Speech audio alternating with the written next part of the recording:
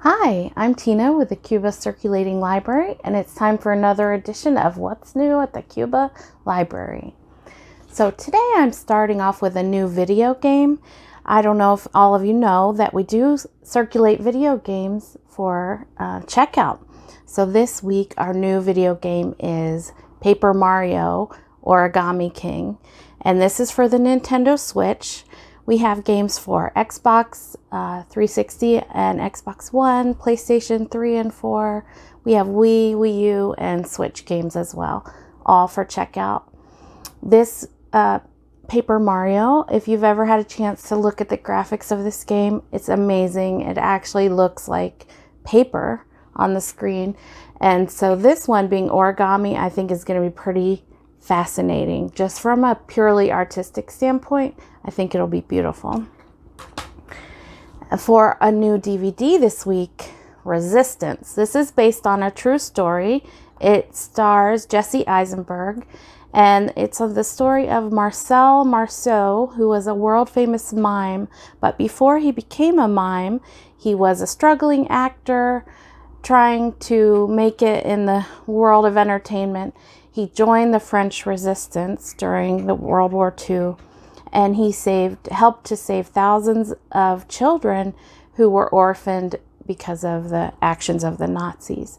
So it's one of those that didn't get to the theater because of the shutdown, and I'm sure will be a good one, especially if you like World War II historical films.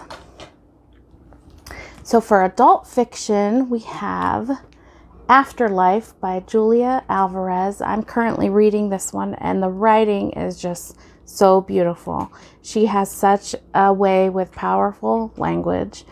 It's about a woman named Antonia who's just retired as an English professor, and on the night of her celebration party, her husband dies suddenly and unexpectedly.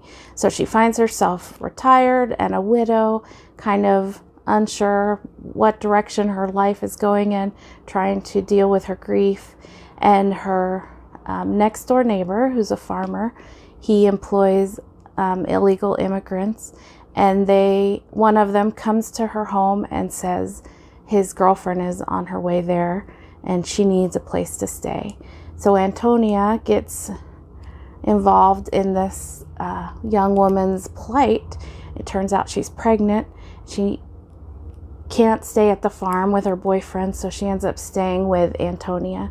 And it's a short one. I'm sure I'll be done it by the end of today, but it's just so beautifully written. I'm really enjoying it.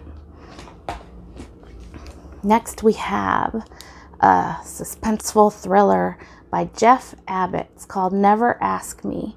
It takes place in a quiet, wealthy neighborhood in Austin, Texas, when the body of Danielle Roberts is found on a park bench. She's beloved in the community. She's helped a lot of people find a child through, she's an adoption consultant. But no family is more upset than the Politts. And this is because they were really close to her. She just lived 2 houses down from them. But also she was helping them harbor a secret. And now that she's been killed, someone is sending anonymous messages to members of the family, and they feel like they can't trust each other. No one knows what's going on. That's the way with these thrillers. It seems like no one knows who they can trust, and dark family secrets will be unveiled.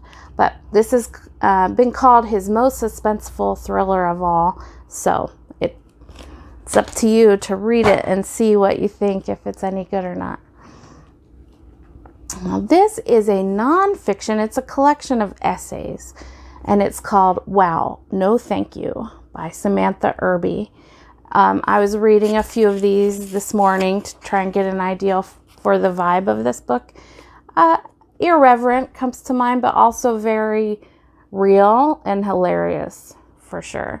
So like her essays are about real life versus the life you see on Instagram and social media moguls' depiction of life, or what it's like to try and make friends as an adult, or what it's like to try and go out and party as an adult. So here she is talking about what it's like to make friends as an adult.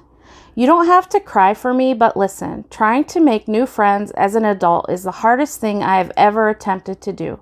Harder than multiple colonoscopies? Yes. Harder than listening to the dentist pry my tooth bone away from my jawbone while I lie there wide awake? Also, yes. So there you get a little idea. Irreverent, funny, and also relatable, because I think adults understand how hard it is to make friends as an adult. Next is a young adult book, really small one, and it's called Kent State by Deborah Wiles. It's about the events on May 4th, 1970 that took place on the campus of Kent State. It's told through many voices and angles, and I just wanted to give you a glimpse here. It's not necessarily poetry, but it's written in that format somewhat, and it jumps back and forth between different voices, different angles, and it's about the protesters at Kent State and what happened with the National Guard. And Deborah, in the beginning, she says, if we don't talk about it, it will happen again. So especially for the teens of our generation now who may not even be familiar with the events that took place at Kent State, this is a really timely and powerful book. Our next few books are about voting.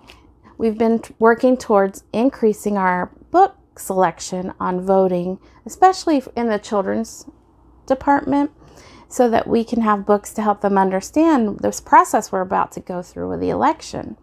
So this one is a young adult graphic novel called Drawing the Vote. It's by Tommy Jenkins. He's a professor of English literature, and he talks about the history of voting rights in the United States. He starts with the Civil War, he goes through women's suffrage, gerrymandering, and he talks about voter suppression. Mainly, the main gist of this book is he wants people, Americans, to understand how they can make their vote count.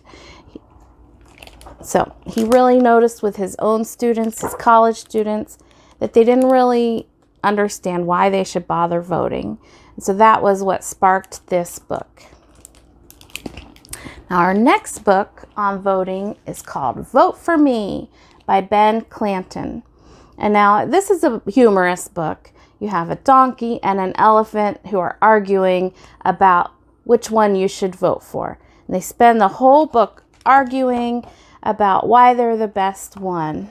And then towards the end, they get a little vicious and they apologize to each other because they realize they were being a little too harsh on each other. And who wins the election while these guys are fighting? But Mouse. So it's a cute one. It'd be a really good one to share with your kids if they don't understand why the election can get a little vicious at times. So that's a good one to share. This one's called I Voted by Mark Schulman and Sergey Bloch.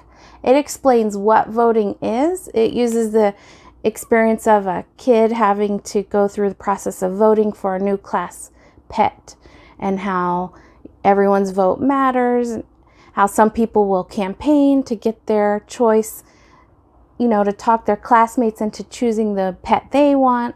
And so it's a good one to just kind of explain what voting is and why we do it. And then the last one today is called We the People, and it's a nonfiction book about the Constitution. It talks about each amendment as well. So here's the 13th Amendment, which was freeing slaves, ending slavery.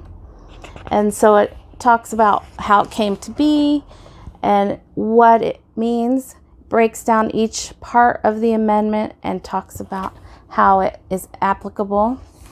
So it goes through all the amendments.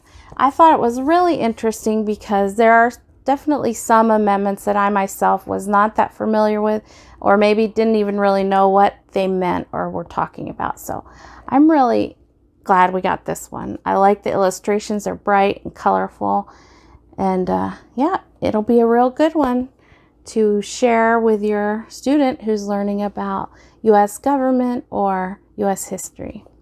So there you go. Those are what's new at the Cuba Library this week, and we hope to see you soon. Bye.